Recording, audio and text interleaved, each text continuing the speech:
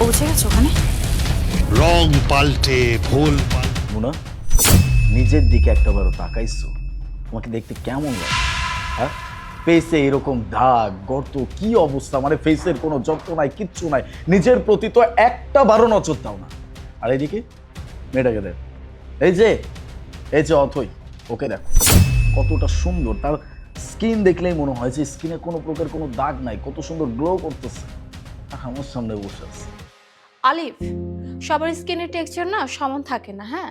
আর এটা তো ডেইলি রুটিনের উপর বেসিস করে, তো এক একজনের স্কিন এক এক রকম হবে, এটাই তো স্বাভাবিক।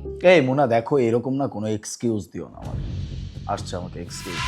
নিজে থেকে একবার দেখো না তুমি কি অবস্থা, মানে কি সব কাপড় চোপড় পরো তুমি, এরকম পুরাতন শাড়ি নয়তো তুমি ওই ঢোলা ঢালা কি সব জামা কাপড় পরো, মানে দেখতেই কেমন একটা আলখিল্লা ব্যাপার লাগে, মেজাজটা খারাপ হয়ে যায়। আরে বাবা, একটু তো স্মার্টলি সামনে আসতে পারো, আমি তোমার হাজব্যান্ড। একটু মডার্ন ড্রেস পরছো, একটু ভালো শাড়ি পরছো, যেটা দেখলে আমার দেখতেও ভালো লাগবে, কখনো করছো? তাই শোনো, আমার সামনে এসব নোংরা কাপড় চোপড় পরে আর কখনো আসবে না। আলিফ, আমার না ওরকম লুজ কাপড় চোপড় পরতে অনেক ভালো লাগে, আমি ওইটাতেই কমফোর্টেবল, আর আমি এসব শাড়ি কাপড়ে অনেক কমফোর্টেবল, আর আমাকে অনেক কাজ করতে হয়, আর এসব লুজ জামা কাপড় পরে না আমার কাজ করতে অনেক সুবিধা হয়। তোমার কাছে না সব প্রশ্নের উত্তর থাকে, মানে আমি যাই বলি না কেন সেটার উত্তর তোমার কাছে রেডি আছে।